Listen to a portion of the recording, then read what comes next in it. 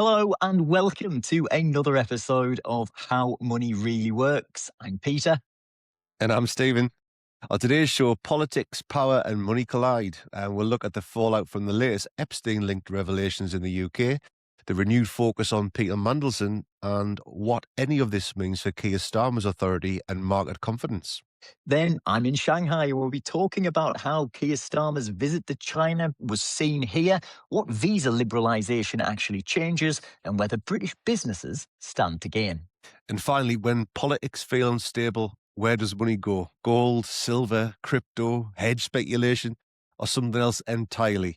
Remember, this is not financial advice. It's a chat about how money really works.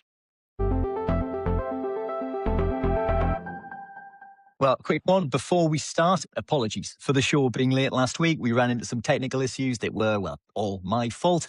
A massive thank you, though, to Frankie Francis for stepping in at the last minute as a guest. Do go back and listen to last week's pod if you haven't already and let us know if you like that sort of thing. We might have a few more things like that coming up later in the year. Yeah, thanks everyone who's been sharing the show. It really genuinely makes a difference. You can follow us on Instagram at HMRWpod and TikTok at How Money Really Works. The links to those and other places to find us are in the podcast show notes. If you've got a question you'd like us to tackle, drop it in the comments or send it through the socials.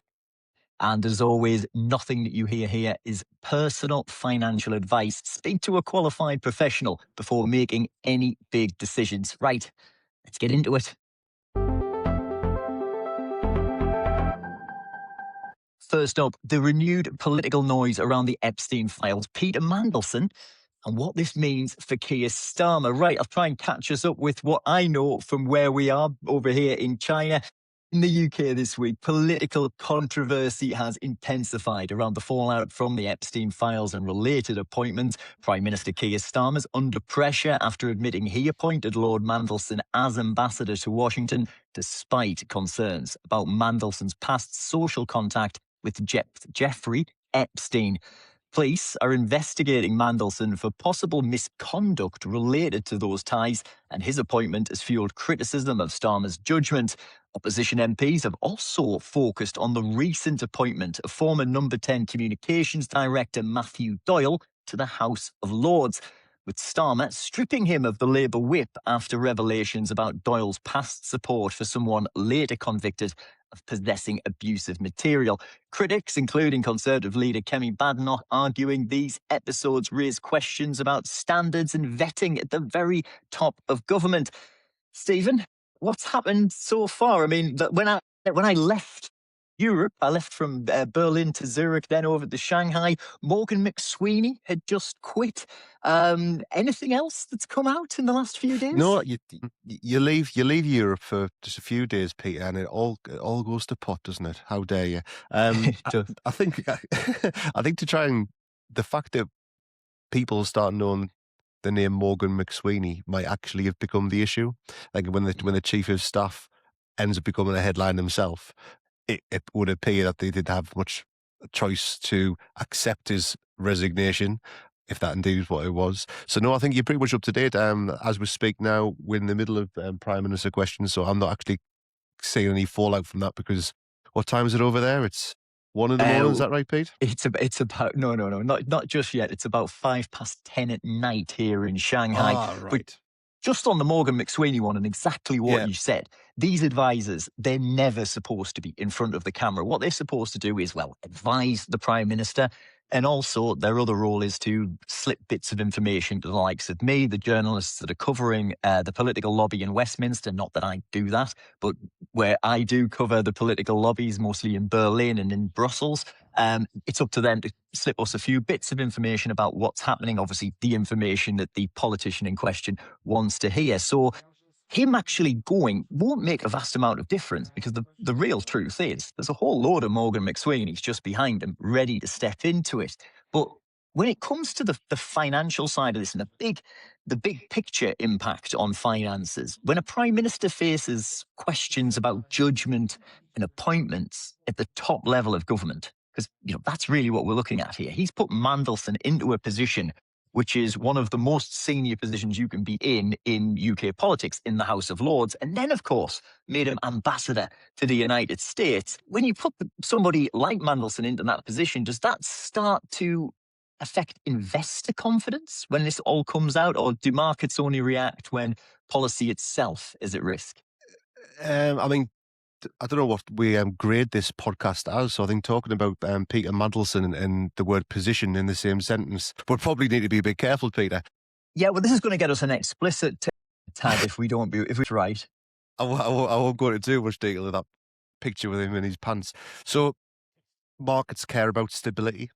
They don't like uncertainty. And if controversies like this escalate to the point where a prime minister's position looks vulnerable or even potentially untenable, if we go back to Monday night, it felt that the Labour leader up in Scotland, I forget the guy's name, kind of went over the top first of all, saying that he should resign, and then nobody followed him, bless him, so he was left all by himself.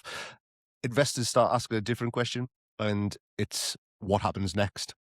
So leadership uncertainty introduces policy uncertainty. And I'm not a huge expert in these things, Pete, that's why you're there. But if we look at if Keir Starmer wasn't to be around, it seems like he's lasted this week now. Good done, Prime Minister's Question Times. The next hurdle is the by-election in Gorton. If he gets through that, we're then back to what we have been talking about, which was the May local elections. But if he does go, who would follow him? And from a market perspective, it's unlikely, it would seem, to be somebody who would be equally as centrist left as him, possibly a harder left of the Labour Party. Whether that's a good thing or a bad thing, try not to talk too much about my own politics. What they don't like is the fact that from a bond market perspective, when Andy Burnham said, well, why are we in hock to the bond markets? Well, kind of the reason is they've spent an awful lot of time for the last few years talking about Liz Truss and her mini budget. And that's what happens when bond markets think that governments aren't going to stick to the rules. So if a change from Keir Starmer led into a slightly more left-leaning policy direction, the bond markets will get worried that there's going to be more borrowing and interest rates would go up. And then now you're talking about the personal finance, you're then talking about mortgage rates as well. So that's what happens with uncertainty. Never mind the fact that, it doesn't look fantastic from an international dimension. So frequent changes of the Prime Minister basically signal instability to overseas investors, foreign partners. So yeah, on the global stage, consistency probably really matters. I mean, from your perspective, Pete, it's probably quite alien over there in China to suspect that we're going to be even contemplating a new Prime Minister 18 months after one's just been appointed. There's no long-term planning. That's the bit that kind of freaks out markets. I mean, absolutely. And when you're looking at the reaction to it over here in China, we'll come on to some of the reactions to Keir Starmer a little later on in the show. But yeah, people can't actually believe that a politician could have this level of scandal and still be in a job. And that has got to be worrying for a prime minister, that his only real saving, I don't want to say his only real saving grace, but one of the ones they keep referring to is he is somebody who's genuinely liked on the world stage by politicians and in some other countries by other countries' electorate.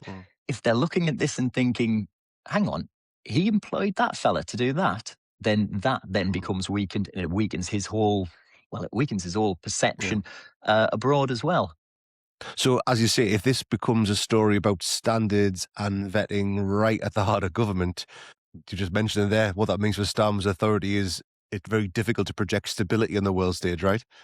Not just at the world stage. I mean, that's more domestically, because domestically he's under fire from every single side. And I have to say, when I got on that flight on Sunday, I mean, realistically, we arrived probably early hours of Tuesday morning, if that makes any sense, because of distances and time differences. What I kind of expected was to arrive here and Keir Starmer perhaps not be Prime Minister, because it's that serious. In fact, we were speaking when we met, just to let the listeners in, we do meet up every now and again. We met up very briefly on Thursday, I think, on Thursday evening, aboard the the bejesus out of your wife, Lucy, talking about why this was the biggest scandal to face British politics since the Profumo affair. And it was even more, it was bigger than the Profumo affair. So really, every single day, Keir Starmer right now is fighting for his political life, and those around him are fighting for their political life as well. Because you mentioned the Labour leader in Scotland blowing his own whistle and running over the top by himself, saying he had to go. Look, fair play to him for doing that, but it does leave you looking quite embarrassed afterwards. But there are plenty of Labour MPs who are ready to do that as well. They're just waiting for that moment where this scandal becomes too heavy and he has to go. Whether it's this scandal by itself, or it's this scandal plus by-election defeat, or if it's this scandal plus by-election defeat plus heavy losses in the local elections, I do think from a political point of view of a party, the Labour Party have to have a word about, can we continue down this path? Because are we now just doing more and more damage to ourselves? Now, of course, on the other hand, you have to weigh in what a change would bring. Because plenty of Labour politicians, plenty of Labour MPs and advisors, when the Tories switched and swapped time and time again, said, hang on, we've got to have a general election, surely, because the people didn't vote for you. Now, I know that's not how our system works, but it should be, really, if you think about it and how it's perceived. So I think what you're going to see is he's going to be under attack right now until he either pulls out the miracle of political miracles or he falls to one blow too many. Yeah, and then are we back to the Peter Mandelson affair there, are we? No, I think that the thing that, the party who might be sitting there rubbing their hands quite happily on the sidelines, if their vibe is the uni party and they're just the same, they're all the same, whether it's a red rosette or a blue rosette, there's a turquoise rosette and reform, it completely plays into their hands, I'd imagine. Now, back to stability, financial services, markets, they'd be quite happy just to stick with the plan as long as possible. So yeah, that's from a financial advice perspective. Keep the hat on, keep the tin hat on. It's going to be a rough ride. I think so. I wouldn't imagine, put it this way, my birthday is coming up at the end of April, so just before those elections in May. I would be surprised if Keir Starmer was still Prime Minister before those local elections. However, I've been wrong before, I'll be wrong again, and let's see how this one pans out. But yeah, this is about as much under fire as I've ever seen a Prime Minister for something that is really quite serious, and it's hugely damaging domestically. It's also massively damaging abroad as well. Now to China. You're in Shanghai, where Starmer visited recently in an attempt to, how do you describe it, Peter? Thaw what had become a bit of a frosty relationship between the UK and China under the last few years of Tory rule. Yeah, make no bones about it, the Conservative Party did not make any attempts to try and find a solution to the relationship with China, or the relationship between London, Westminster and Beijing. What we did see was a fairly positive, I guess, visit from Keir Starmer. I did see how he was being castigated in the media at home, as that, they sent a lower level aide to give him a tour around the Forbidden City and some other bits and pieces. I wouldn't read a whole lot into that. What I did get, and what I have taken away from, the meetings I've had today. In fact, I was having dinner just before I've come to speak to you. I was having dinner with go through who the people were. I mean, we're looking at some former military officers, some quite senior military officers. They're all retired now. Some retired civil servants, people who run quite large, medium-sized businesses. And also people who are just generally interested in what's going on around the world. Not one of them, and some of these are my direct family. I must point out, I'm actually coming to you from my mother-in-law's front room right now. Some of them are direct family. Not one of them could name the British Prime Minister. They'd seen him on the TV. And they thought, he did all right. He seemed to have looked okay. Quite a few people were impressed that he could use chopsticks. It was one thing. My father-in-law pointed out that it was ever so sweet that he tried to pay for some cookies that he bought from a store in Shanghai, but with cash. Nobody uses cash for anything here, apart from at this time of year putting into red envelopes to give to people as gifts for Chinese New Year, which is the very traditional way to hand off a gift. So he came across as a little bit quaint, a little bit was Paddington Bear strolling around China. But what the aim was certainly wasn't to come across like that. His aim was to focus on stabilizing a trade relationship, rebuilding dialogue between London and Beijing. China, of course, offering that expansion of short-term visa-free access. So what that means is that if you come on a tourist visa, you can come for 30 days. You can also use that to come and set up business meetings. The UK government framed that engagement as pragmatic economic diplomacy. I think they were definitely right in doing that. Critics argue, though, that it carries political risk at home. Obviously, the Tories, the same old Tories. We're looking at you, William Hague. We're looking at you, Chris Patten, former, was the last governor of Hong Kong. They've jumped all over that. The central question comes out, though, is whether easier access and warmer signalling translate into any real trade flow and business opportunities. Now, I mentioned in the show a couple of weeks ago that when they did this for some countries in Europe, some other countries in Europe, I'm thinking particularly Spain and Germany, where I know a little bit about.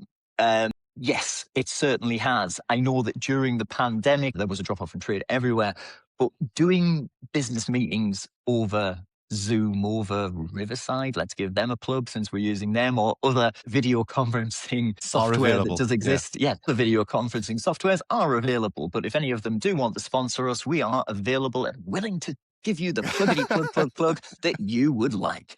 Anyway, yes, they don't really like doing it. It's not the way the Chinese like to do business. They like that face-to-face meeting, and allowing people to come over here and do those face-to-face meetings. I know that was incredibly beneficial for some of those manufacturing companies in Germany that I've made stories with, I've filmed with for TV reports. And I'm thinking of one particular filtration company who were over the moon. Herding Filtration down in northern Bavaria. Shout out to Herding Filtration. Shout out to Herding Filtrations. Mr. Herding, answer my calls, answer my emails. I need you for an interview when I'm back in the middle of March sometime. But yes, so it was beneficial for them. They were able to go over, able to have these meetings. The Chinese love to welcome guests. They like to be able to show off what they've got going on over here. And I have to say, to anybody who's thought about coming to China and then being put off by the prospect of having to get a visa, I know to anybody who's gone through it, it is quite simple to do. However, I also realise that if there's an extra stop in the way, it does put some people off. Do use this opportunity. It is a fantastic place to come and visit. And if you do have business out here, or you have the thinking, well, how could I enhance or perhaps even get off the ground some type of trade with China, this is the time to try and do it. On a little bit of a note of why Peter's always in the wrong place at the wrong time, do you want to know what happened on the day that it was announced that there was going to be visa-free travel for the Brits? Go on, Peter, tell me.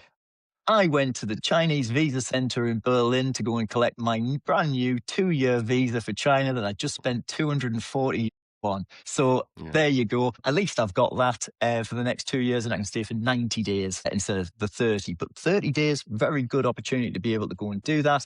I think what you'll find is it's very much symbolism. It's very easy for the Chinese to do this. It doesn't cost them anything. I can tell you that they have it all absolutely set up in the big major airports that you would fly into, those huge hubs. We flew into Shanghai. I'm backwards and forwards to China fairly regularly through the year. I'm also backwards and forwards to the United States through the year. I can tell you 100% whose immigration services I like to go through more, whose immigration services have previously hounded me through or herded me through places in Atlanta with their dogs while screaming at me, and who was perfectly pleasant and wished me a happy Chinese New Year. It's really easy when you come here, and they've set it up specifically for that. They want your tourist money. They also want the business trade. So it was a very easy thing for China to do. They've gone ahead and done it. I'd be interested to see what the uptake is from the UK citizens as opposed to other European citizens. I can tell you the flight we were on from Zurich was absolutely packed with people from all over Europe on there, coming over to Shanghai for a mixture of either overseas Chinese people coming back for Chinese New Year, or business people coming over here to try and put in a few deals ahead of the big Chinese holiday that starts, I think, on Friday is when everybody knocks off work. But Stephen, when you look at events like this with a major economic player like China, and the world's second largest economy, I think that all depends on which metric you look at, whether it's almost neck and neck or even slightly ahead of the United States these days. But do events like this change how people think or change how markets think about global equity exposure, or is that just noise for long-term investors? Noise. That's the short answer. So most global equity portfolios already have exposure to China. It's the second largest economy. Why would you not want to have some exposure to that kind of growth engine? And so whether people realize that or not, China's already part of what they've got in pensions and investments. And not just through emerging market funds, but through multinational companies. If you look at the FTSE 100, an awful lot of the profit that is made from the likes of Procter and Gamble, they're selling huge amounts of their goods to the Chinese market and is bringing the profit back to the UK. So this is like part of the global trade and how the ecosystem all works. Diplomatic shifts kind of don't necessarily create or remove this exposure, and markets will price that in continuously. I'm wondering from a personal perspective, not just personal for clients, if a relationship feels like it's better, the inherent kind of bias people might have to go, what's this Chinese investment inside my pension? If the noise and the tone is better, they might be more open to that. I'm not saying that I've felt that in the past, but I guess that's a human emotion reaction. Generally speaking, whether it's this news or any news to do with the world stage, this is the first week, Peter, we haven't managed. I haven't been able to shoehorn a Donald Trump impression in because it's been moderately quiet because it's either been Keir Starmer or what we're talking about with China. But whatever is happening on the world stage, investors often go wrong because they react to the headlines, and either they reduce their exposure when relations look tense, and then they increase it again when things appear to improve. Generally, it means they're selling uncertainty but buying optimism. I guess that's what, from a human nature perspective. From a planning perspective, it's more important to see where your asset allocation reflects your time horizon, I call it. Go with me. So if you're investing short term for something in the next couple of years, maybe you don't want any risk at all. So you'd be looking more like cash investments. But if you're investing for retirement or longer term investment, the natural kind of waves of investment cycles can be your friend. So having some exposure to risk is a good thing. Again, what do we say, Peter? Not financial advice, just financial education. So geopolitical risk is permanent. If I had a penny for everybody, every time I heard somebody say, well, the way the world is at the moment, son, I really don't think I can invest. But how far back do you go? So the solution is diversification. Don't have all your eggs in one basket across regions, across sectors, across currencies, rather than trying to anticipate or predict every diplomatic shift that Peter tells us about each week, every Thursday on our podcast. Here's one for you. Focus on the tides, not the waves. How lovely. That's linked back to China in particular. And it would be nice to think that some small business from some level I'm sitting now might think, I make a nice product. I wonder if I was to go to China, could I find a way to make it cheaper or have a bigger market? And am I right in thinking, just to summarize this section up, I suppose, culturally, the Chinese much prefer to do things face to face. So actually pressing skin and being across there and say hello to somebody culturally is important for developing those ties rather than having to do it via Zoom, Riverside or other. Absolutely. And I think what you've touched on as well, when you mentioned the Northeast, Sunderland, our home city as well, it's worthwhile pointing out that while nobody could name Keir Starmer at dinner, every single person who I've met since I've been here, now these are people who I've known for a while, but every single one of them has pointed to, hey, your football team's doing all right now, aren't they? Because obviously with Sunderland being up in the Premier League, they are on Chinese TV here and people are watching them and, the results that they've been getting. That is soft power that Britain has. I mentioned Paddington Bear earlier on. He's everywhere over here as well, because these are things that we do have. Now, my father-in-law also mentioned the fact that whiskey tariffs have reduced. That means he's going to be able to get a bottle of his preferred drop at a better price than he could as well. So he's quite happy with that. So whether there's a lot of things that Britain has that the Chinese are very keen on, whether it's clothing brands or the luxury brands that exist from the UK, or things like even stuff like theatre, musicals, cinema, TV shows, all of these music, all of these great things that we do produce and make in the United Kingdom. Chinese consumers, Chinese audiences are very, very keen on them. So we do have things that China would like. And this is one thing I've heard chucked towards Keir Starmer was, but what does China have that we want? Well, quite a lot. And we have quite a lot to offer. And if we were to, jump on those planes and come over and try and market some of that stuff, we might find that we would be pushing against an open door in many cases. So yeah, back to Keir. Is deeper engagement with China just pragmatic economics or a domestic political risk for Starmer? Quite a big question there, Pete. It is. Everything Keir Starmer does right now is domestic political risk, but we'll take that one head on and we look towards the criticism that he has been getting, he has been receiving from, as I mentioned, the usual faces within the Tory party. We've also seen a lot of criticism over the recent jailing of Jimmy Lai from Hong Kong. Now, it's worthwhile pointing out with this, he's been sentenced to 20 years for essentially colluding with foreign governments to try and overthrow part of the regional government structure of China. That's what he's been convicted of. He had an open trial in which all of the evidence was put forward and broadcast.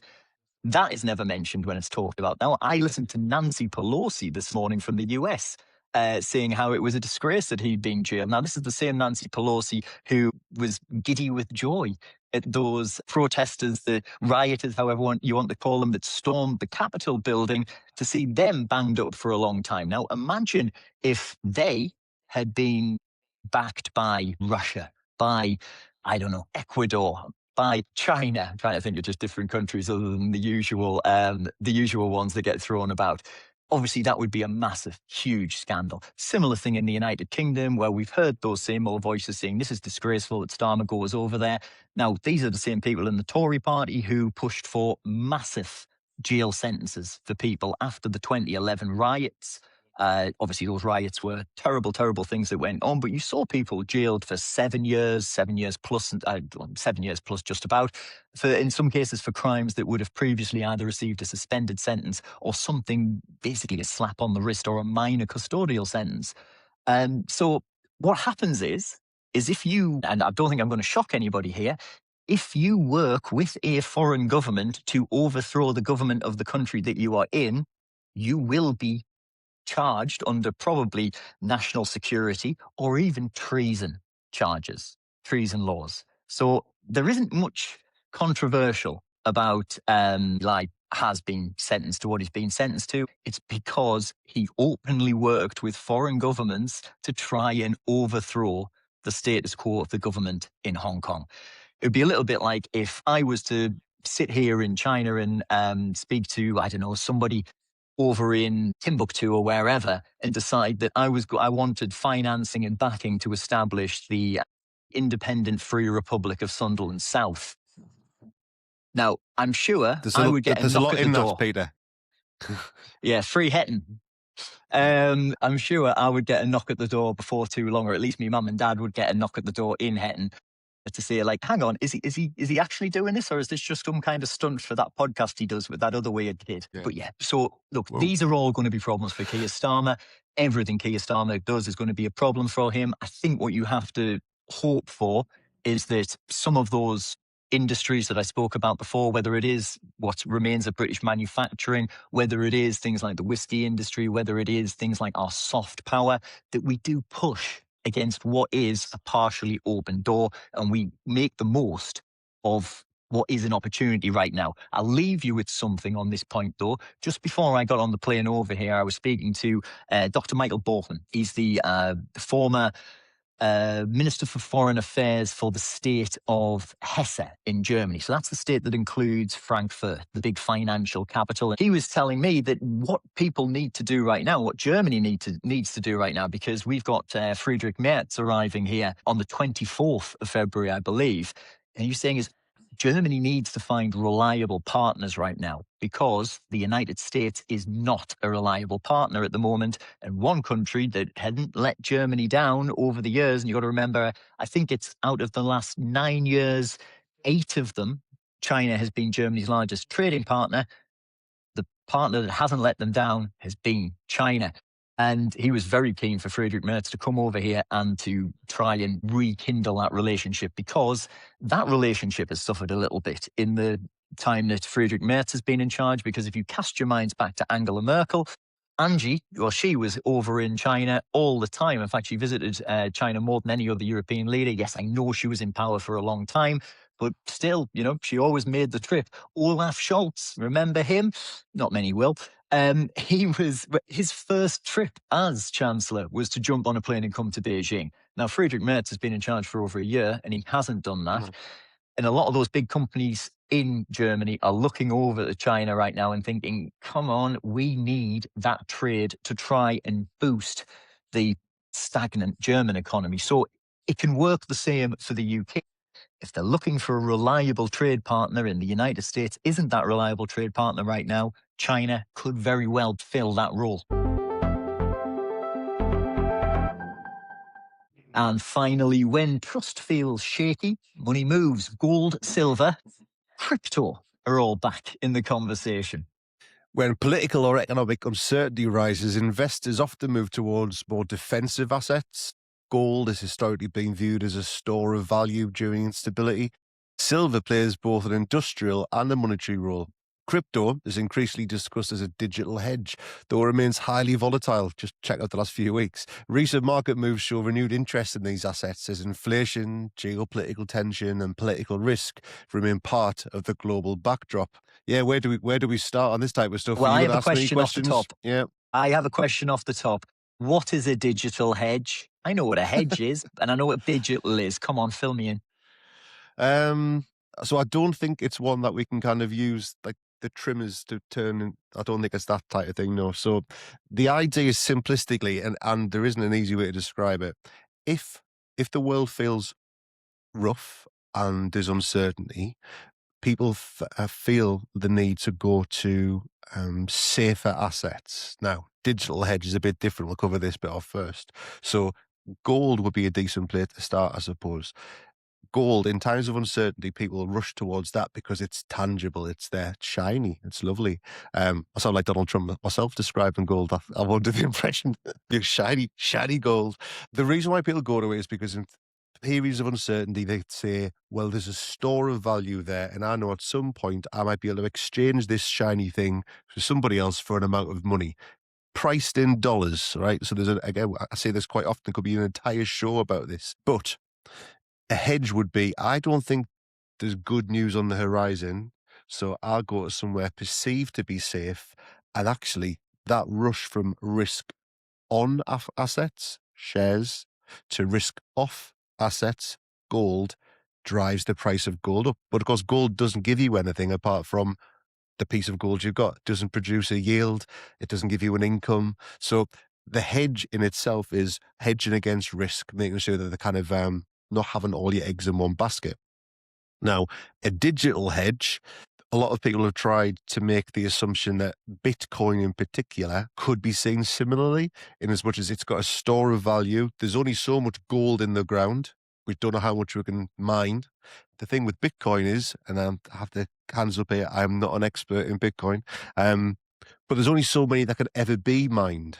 So that the fact that there's scarcity means it could be perceived to be similar. Only so much gold in the ground, only so many Bitcoins that can be digitally mined. So, answer your question, a hedge against risk is one thing. A digital hedge isn't a green thing that we can cut into a shape. It's going to be using Bitcoin as I think the world's risky. I'd rather move it to something they can perceive to be safe.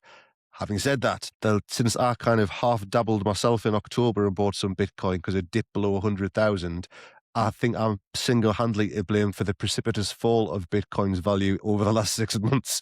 And I only did it only a modest amount of money just to see what it was all about.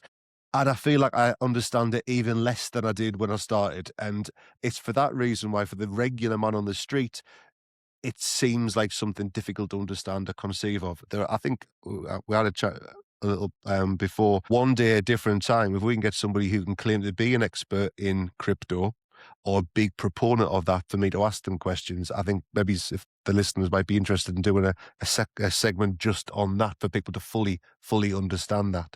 Absolutely. I am 100% behind that because there are definitely some people who will get on to come and speak about Bitcoin, about different types of crypto. I have no idea either.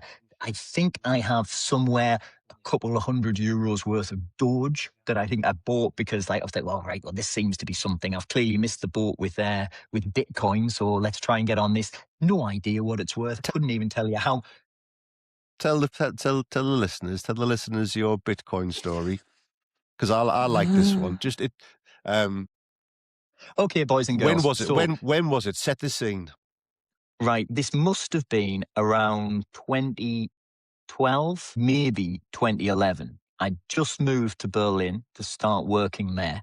And there was the cameraman I work with, he knows a few people who are into this whole world of computers. See, this is how good I am with it. He knows blokes that are like into computers and that like. Anyway, the we had this one cafe, this one bar in Berlin that said they accept Bitcoin now. So TV journalist, I thought, right, that's a great thing. We go along and we buy some stuff. So I sit down, they bring me my burger, my big, lovely cheeseburger, and I take out my phone that they've installed this Bitcoin wallet on. And I think I ended up paying 8 Bitcoins. He just like transferred me 8 Bitcoins onto my phone, into this wallet.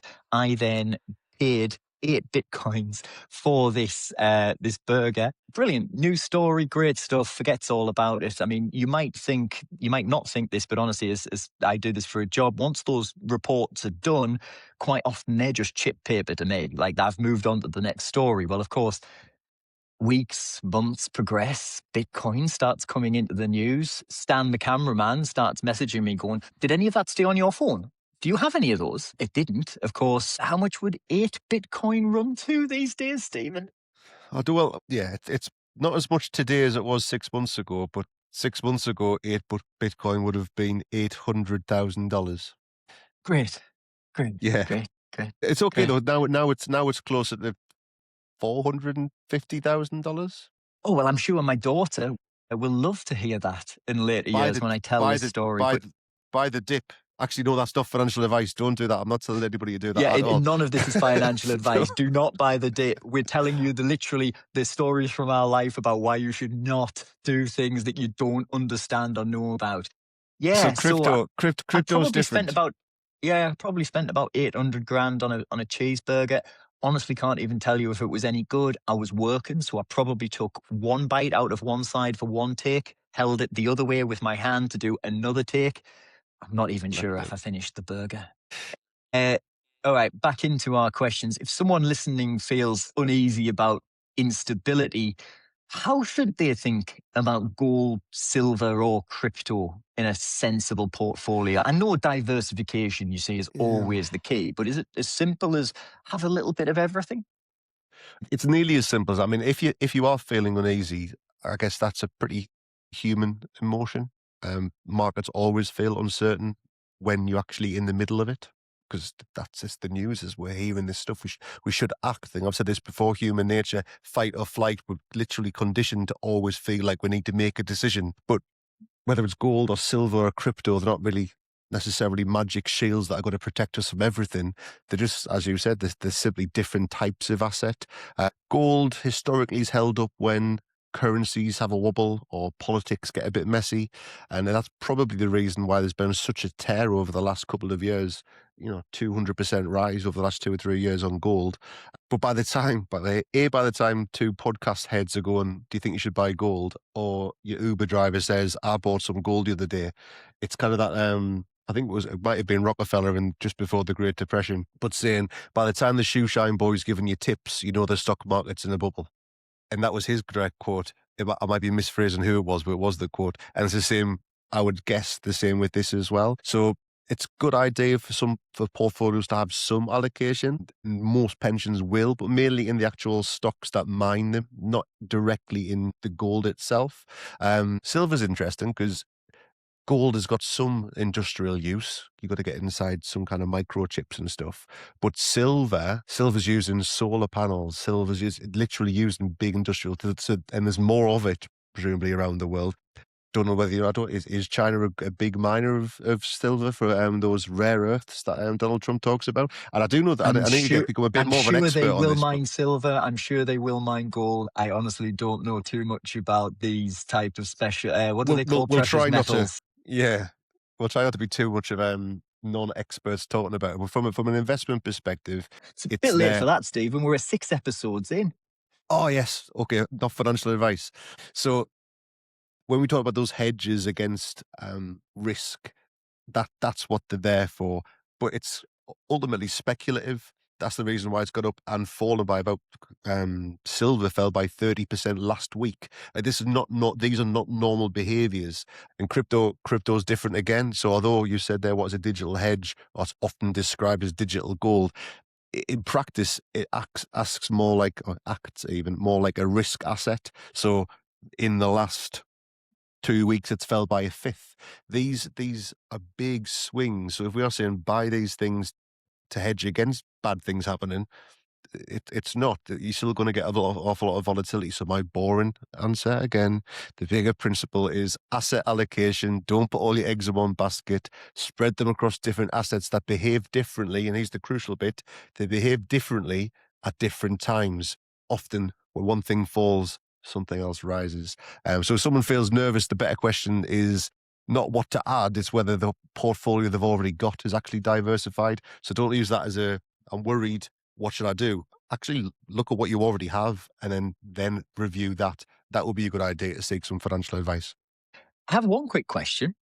Shoot. If these are the places that people look to put their money in uncertain times, and times, as you said, are uncertain, or certainly people speaking to you are saying, oh, times are hard, there are tough times these days.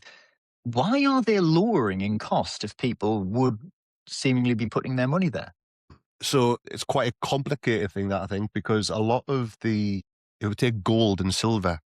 People are going to go to a jewelry shop and they're going to buy a small ingot of silver or a coin, right?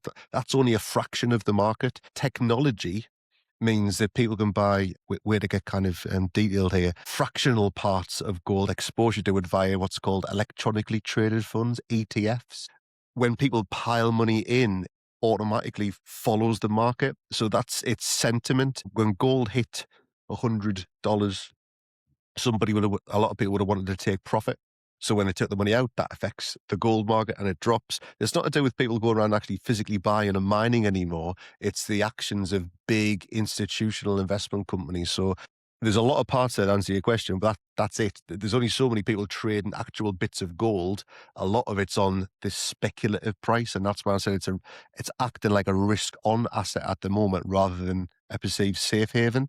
But then the only thing that's for certain, if you get 100 economists in the room, they're all going to disagree with themselves. So we've got, I think it was Deutsche Bank said they predict gold to hit $6,000 an ounce, and then there was somebody based in the UK saying we see it falling back down to 3,000. Well, that's quite a big gap between those two things. One of them's going to be true, one of them's going to be wrong. The likelihood is going to be somewhere in the middle. Diversification is rarely exciting, but it's what allows investors to stay disciplined. So sorry, I've got no excellent, exciting advice there. It's just do the basics, and you'll be all right. Keep it disciplined. Do the basics. Speak to professionals before you do anything. Right, that's our show this week. Scandals affect trust, as we've heard. Diplomacy affects access. Fear affects where capital flows, but none of it's random. Incentives and confidence drive behaviour. If you enjoyed this episode, follow the show and share it with somebody who wants to understand how money really works. And again, if you've got a topic you want us to break down, please let us know. We're always looking for things to talk about. We'll see you next week, though. Bye-bye. See you next week. Bye.